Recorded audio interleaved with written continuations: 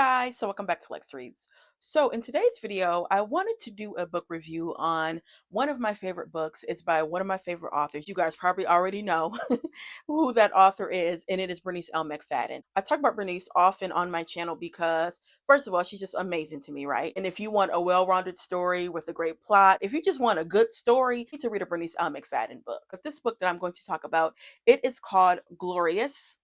And this is a historical fiction book. This, in my opinion, it does not get all the praise and recognition as it should. And if you are a person that likes historical fiction, you will love this. Also, if you're a person that is, new to historical fiction, wants to get into historical fiction, I would highly recommend this book by her. So before we get started, don't forget to like, comment, and subscribe. Let's get into Glorious. First of all, I have 2 copies of this book. And I actually want to get the new edition that came out, I want to say, oh, it was a couple years ago. So glad that now her books are getting, reeditions. That's great when an author is able to get, reeditions of books. And I always say, y'all know how they do with our book covers. Oh, they can mess us up. And I think it's a method to that madness because let's just be honest, we judge a book by its cover. I know I do. And at one point, which I stopped doing it, but at one point, if I saw a wet cover, I wouldn't read the book. And I noticed when I was doing that, I was missing a lot on some great stories, some hidden gem stories. And like I always say, y'all know we can write. We can write. We know how to tell a story.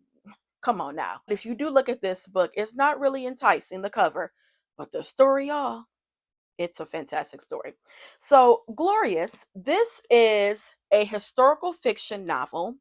You have a woman named Easter Barnett. She is a writer, and she is a writer during the Harlem Renaissance. She is a fictional writer, fictional character, but she's inspired by 2 writers from the Harlem Renaissance, and that is Nella Larsen and Zora Hurston, which we're going to talk about them later, okay? You see her blossom. You see how she navigates her professional life and her personal life. One thing I love about the story that Bernice does so well is she incorporates real life people in her book, meaning you're going to see like Langston Hughes, talking to Easter. Just made it feel so real. Where at one point I forgot Easter was a fictional character because I started like looking her up and then I realized, girl, she's not real. She's inspired by real people, but that's not a real person. That's how well she wrote this book. And Bernice, with her writing, and especially with this book and this story, she has a way of bringing you to the actual place. Like when Easter is, in a setting, in a room with Langston Hughes, I literally felt like I was in that room with them, talking amongst each other. And one thing I always say about historical fiction books, and the reason why I love them, is the fact that you are learning about something that really did happen, but also you have that fictional, play into it where it's not boring. I know for me, in particular, I love history. It was my favorite subject in, school, but I don't want to sit and read like a critical analysis or sometimes like a nonfiction book. No, it will bore me to death.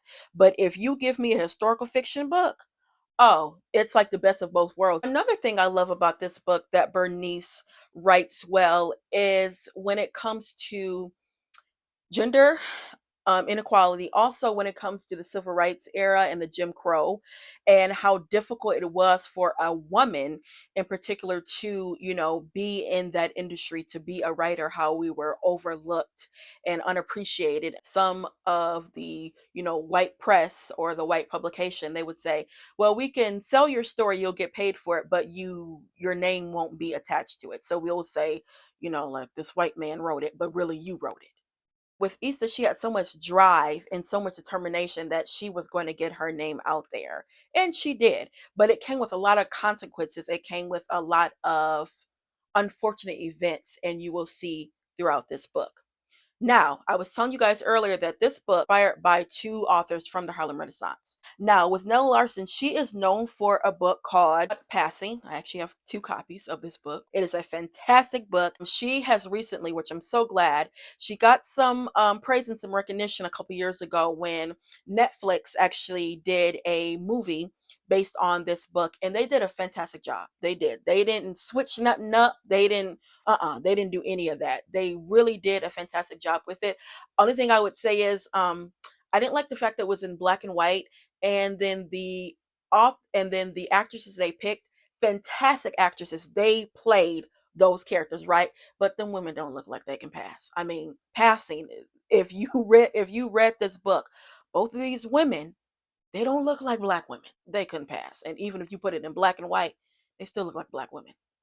That's like the only con. Ella also wrote a book, her first book called Quicksand. This is a recent copy I just got. Love this so much. This book, you have a woman named Helga Crane. She is biracial and she's basically trying to navigate, with her life when it comes to race relations, because you can imagine it's difficult her being, biracial. It's like the blacks don't accept me, but the whites don't accept me. And she just, is in between two worlds and doesn't really know how to navigate it. Nella was just a fantastic writer, and unfortunately, she got accused of plagiarism by a white author, and they realized that she didn't do it, and they dropped the charges. And because of that, she said, "I'm done writing." I'm going to go back to my first occupation, which is nursing. And that's what she did. They said she stopped, she basically became a recluse. She, just went to work and came home. She stopped talking to, her author friends. She stopped going to events and all that. It's so bittersweet because if you have read her writings, oh my goodness. Now we have two full novels by her, Passing in Quicksand, and then we also have about three short stories. Have this edition. I'll put everything down below for you guys to purchase if you want to. I think, is it The Wrong Man? That got me. Ooh, that got me. But yes, that is Nella Larsen. And then the next person, I know you guys know Zora Neale Hurston. She is Miss Harlem Renaissance, right? But in her life, okay. So she is known for There's a Watching God, right? Fantastic book. If you haven't read it, please read it. But she got accused of molesting a young boy. And the crazy thing is, she was in Honduras when that happened. They accused her and she could not get any work.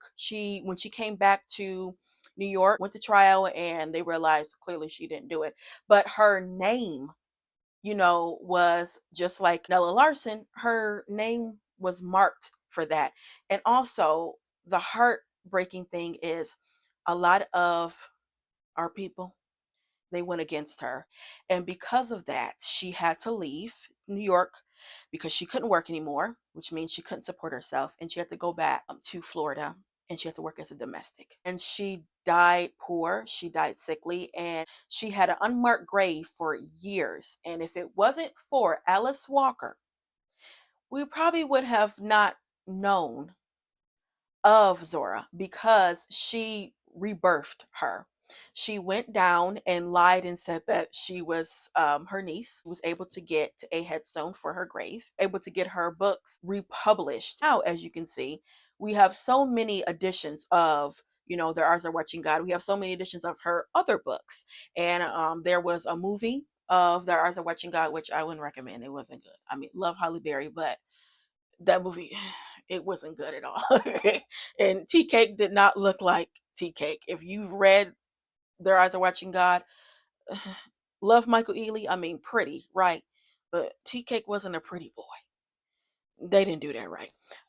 But read the book. But the way that Bernice inhabits both of these real life authors into writing Easter is just fantastic. I love that she was inspired by these two women, in particular Nella Larsen, because when this book was published, not a lot of people knew about Nella Larsen. And still to this day, like I said, she has gotten a little bit of praise, which I'm all for it. You do think of the Harlem Renaissance, like the main people that are going to pop up is always going to be Zora Neale Hurston, and it's always going to be Langston Hughes, which again, rightfully so, because they contributed so much to the Harlem Renaissance. I love those stories during that time, you guys. Oh my goodness.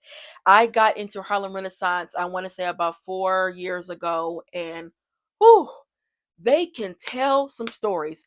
And again, all the authors and the stories, they are about passing, they're about race relations, but they're all different. They're all different. So, if you guys have read Zora Neale Hurston and if you guys have read Nella Larsen, I would highly advise you guys to read this book, Glorious. Also, if you guys have never, heard of those authors or never read of those or never read those authors, I would highly recommend you guys read this book. And after you do that, read the real life authors. After I read this book, that's exactly what I did. Those stories by those two women and this book by Bernice McFadden, you're not going to forget those stories. You can't. So again, if you like historical fiction books, if you like women fiction books, if you like history, if you like the Harlem Renaissance, you like Black women authors, please read this book. But yeah, guys, that is it when it comes to this video. By the way, I will be doing more book reviews because I have some good books by Black authors, but I believe, in my opinion, that there are really good books that don't get a lot of praise and recognition, and I want to share them with you guys. Also, if you guys have any recommendations, please let me know. You guys always give me great recommendations. But yeah, guys, that is it for this video, and I'll be back with more Black books. Bye.